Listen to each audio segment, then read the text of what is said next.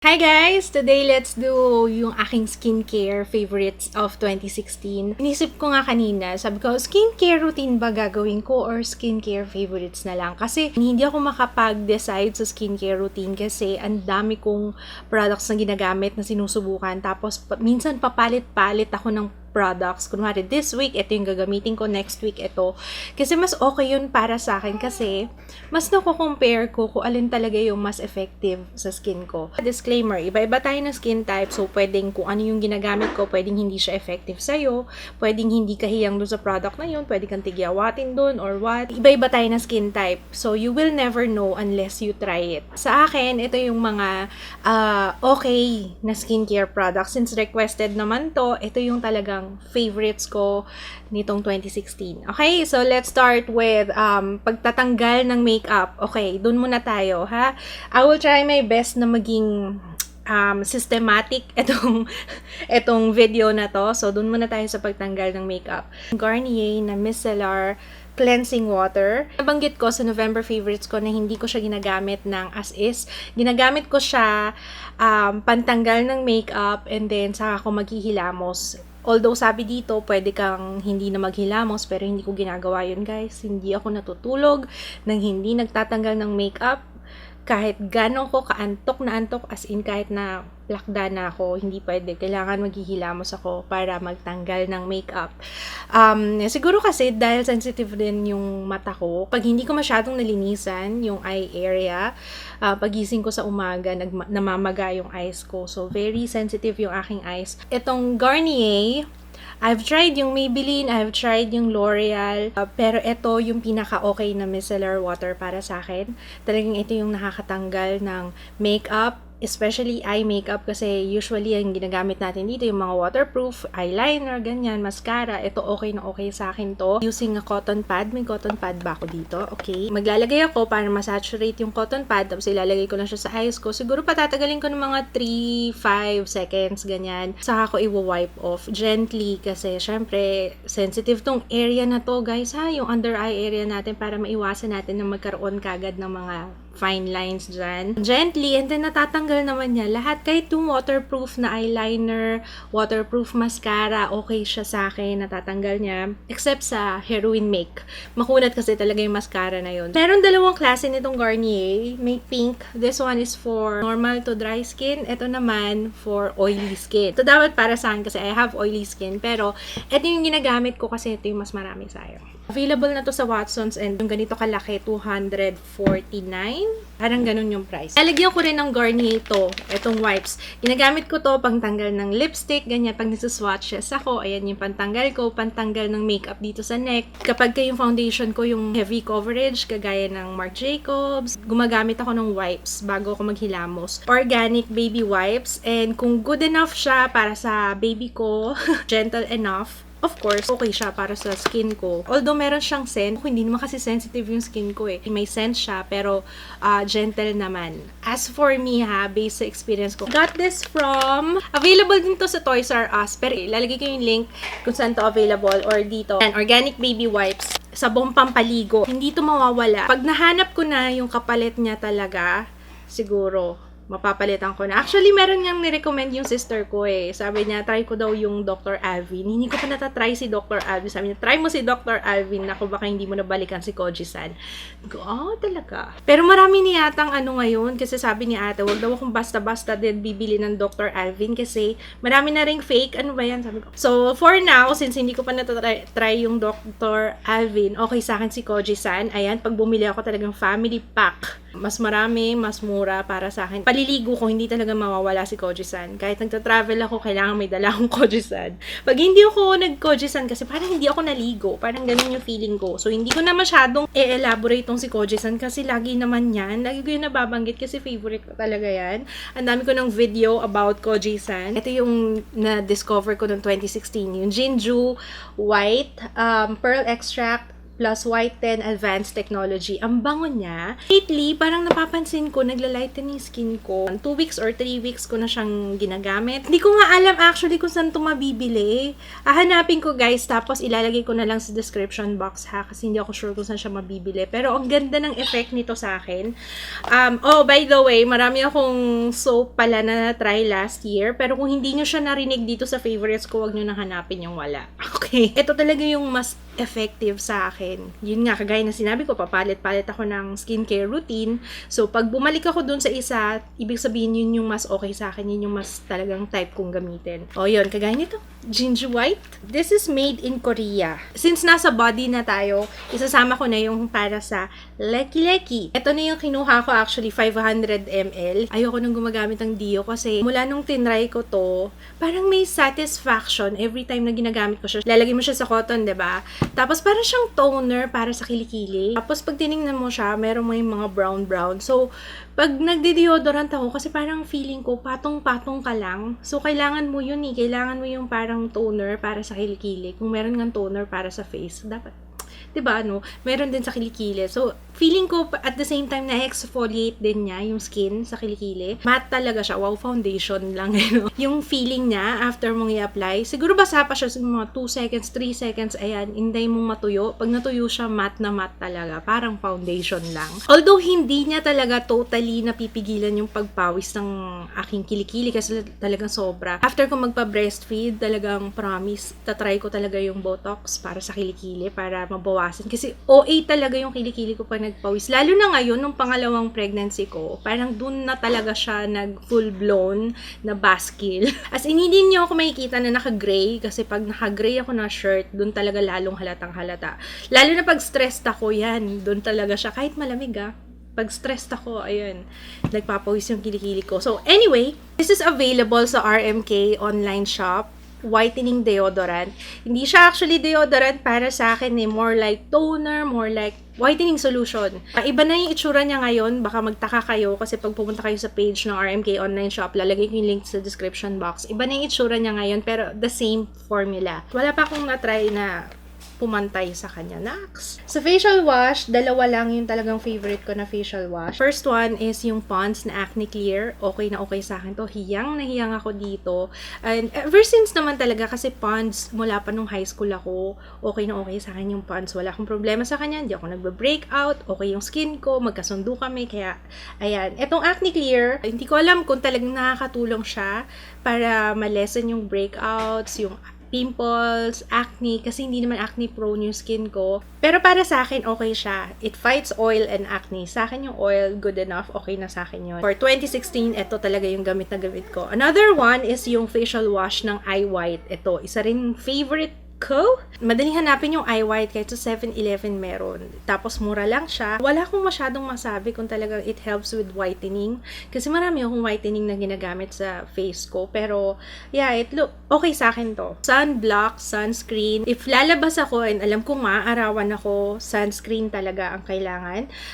Lalo na pag nag-whitening, guys ha, pag nag-whitening kayo, importanteng na nagsa-sunscreen kayo. Alam ko pa ulit-ulit ko sinasabi sa inyo, pero baka just in case may bagong nanonood dito sa video, guys, kailangan yung mag-sunscreen pag nag-whitening kayo kasi hindi ko alam kung exactly twice as much kayong iitim compared sa hindi kayo nag-whitening kasi syempre, mas lalo kayong, let's say, nag-exfoliate yung skin nyo kasi dahil sa whitening or nagpapa-bleach o ganyan. Basta nilalighten nyo yung skin nyo, mas lalo kayong prone na umitim. So, kailangan sunscreen and payong, and kung may iwasan, huwag magpa-araw. This is my favorite sunscreen, yung Daylong SPF 50 ng Cetaphil. Kapag ka nag-makeup ako, so far sa lahat ng foundation, cushion na ginagamit ko, maganda naman yung pagkaka-blend niya, walang interaction. So, okay sa akin to kahit na naka-makeup ako. Next one, moisturizer. My favorite na moisturizer, of course, Eye White na Aqua Moisturizer, Whitening Vita. Kapag meron akong dry skin and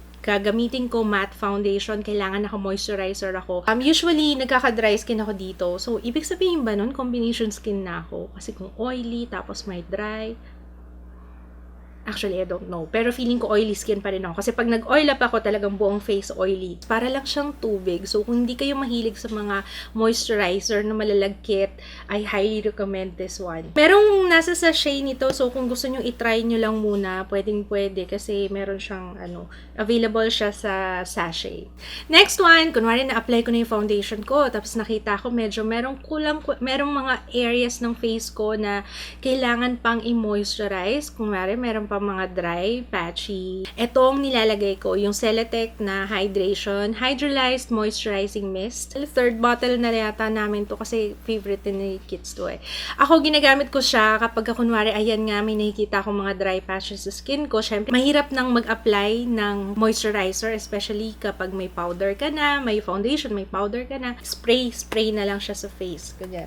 At the same time, natatanggal niya yung pagka-powdery finish ng aking foundation. Kaya okay sa akin to. Next one is, nakalimutan ko na. Ayan na, sabi ko may sistema tayo ngayon eh. Ayan na, nilamon na ng sistema. Nakalimutan ko banggitin kanina, kung meron akong pimples, kasi nagpipimples lang naman ako. Nagpipimples lang naman ako kapag time of the month or before ako magkaroon. Ito yung ina-apply ko sa aking, dun sa areas ng face ko. Kunwari, nagkaroon ako ng pimple dito. Ayan, i-apply ko lang siya. Hindi siya magpo-full blown. Alam mo yung pimple na talagang may makikita nyo. Sorry for the term. Yung may nana na, yung ganyan. Hindi siya umaabot dun sa point na yun kasi dinadry. Pinapatuyo nyo kagad yung pimple. Si Jaya, 12 years old pa lang siya, pero pinatry ko sa kanya to, nawala yung pimples na dito. Sabi ko dot lang, kasi syempre hindi ko alam kung anong reaction ng skin niya eh, kasi bata pa siya. Nawala. So, ayan, I highly recommend this one. Na-discover ko to na talagang effective sa akin kasi pag nagda-travel ako, pag nasa ibang place ako ng matagal, nag-iiba yung skin ko. As in, parang binubungang araw, ganyan, nagbabumps. Ito yung ginagamit ko every time na nangyayari. I love the feeling after ko siyang i-apply kasi sobrang soft. This is the Elizabeth Arden Superstar Skin Renewal Booster. Ayan. Ang ganda ng effect nito sa akin. Kinabukasan lang, papansin ko nababawasan na yung mga bumps sa face ko. Mas lalong nagiging mukhang smooth yung skin ko if I use this one. Next, another Elizabeth Arden. Tatlo na nga lang. Kinakabahan ako kasi mauubos na siya. I got this sa BDJ Box Elite. Kaya ko siya na-try. Pero guys, try nyo to. Ito, yung capsules. Ayan, Elizabeth Arden Ceramide Capsules. Don't really know kung what kind of sorcery is this. Pero pag in-apply ko siya, kinabukasan, ay, my goodness, yung skin ko parang ibang klase. Kasi, ganito yan. Pag in-apply ko siya, kunwari, ito muna. Hindi kasi ako ma-toner. Guys, huwag kayong maghanap ng toner pala dito kasi wala akong may sasuggest na toner kasi hindi ako pala gamit ng toner. Ay, ewan ko. Merong something sa toner na talagang hindi ko matake. Sensitive kasi yung face ko. So, kapag yung toner na gagamitin ko, usually kasi ng mga toner mahapde or siguro ako lang. Ewan ko Kaya hindi ako sanay mag-toner. Hindi ko type mag-toner. Laging ni-skip ko yung toner. Pero ewan ko, okay naman sa akin. Wala naman akong problema kahit hindi ako nagto-toner. Ano ba yung sinasabi ko? Yun, a-apply ko muna to and then follow. Hindi lagi sometimes kasi ito lang. And then, ito minsan ko lang ginagamit kapag if my skin is acting up, ganon, dun ko siya i-apply.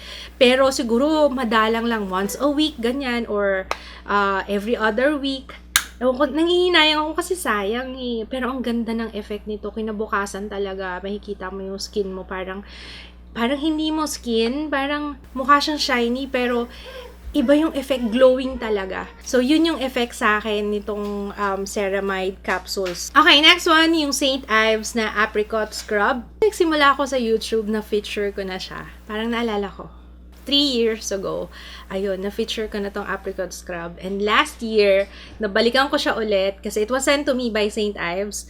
And doon ko na-realize, sabi ko, nagpapakahirap ako sa mga brush na mechanical. Nakakatamad kasi, although maganda yung effect nun sa skin, nakakatamad siyang gamitin kasi iyaan mo pa, maglalagay ka pa ng, basta may ganun, parang parang medyo na-overwhelm ako. Ito naman, kasi parang facial wash lang siya, pero the same lang sila ng effect. Pareho lang na nag-exfoliate ng skin. Para ka lang din nag-facial wash, diba? Dati kasi naaalala ko, parang ang lalaki ng beads. Ngayon, medyo mas pino na siya. Sino naka-experience noon? Kasi parang nagpalit sila ng beads. Ngayon, mas maliliit na, kaya mas na-enjoy ko na siya.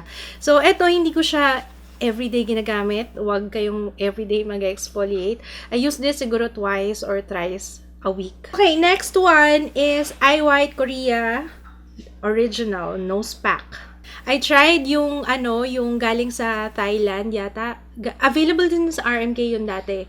Yung, nakalimutan ko na yung pangalan, pero may papel, parang maglalagay ka muna ng parang glue sa nose mo, tapos i-apply mo yung white na papel. Tapos yun, effective yun. So, sobrang effective niya, pati balat ko kasama pag tinanggal. Every time na ginagamit ko yun, although effective siya, magaling talagang pangtanggal ng blackheads.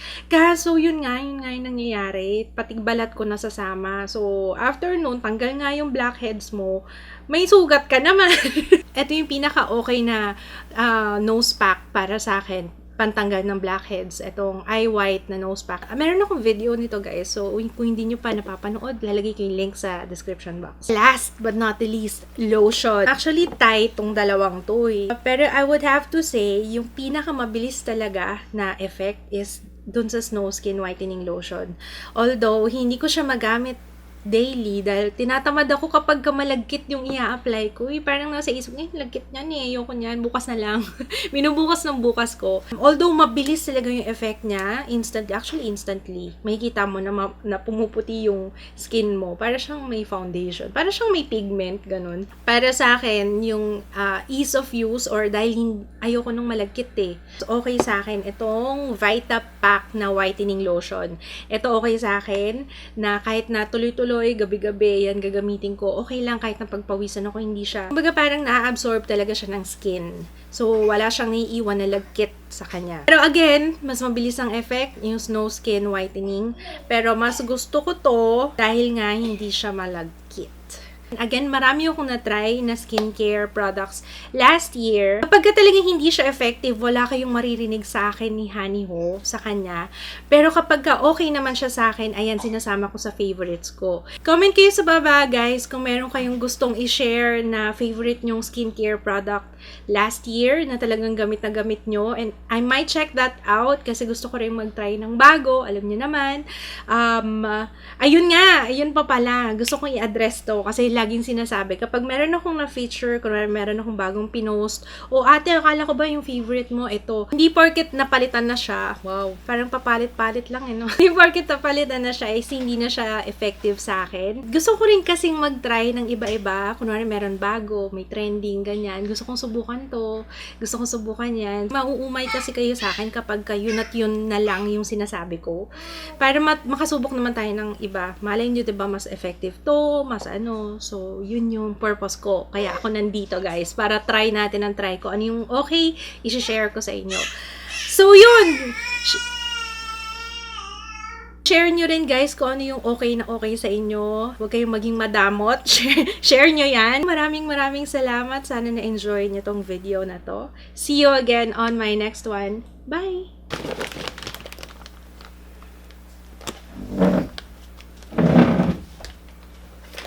Oh no!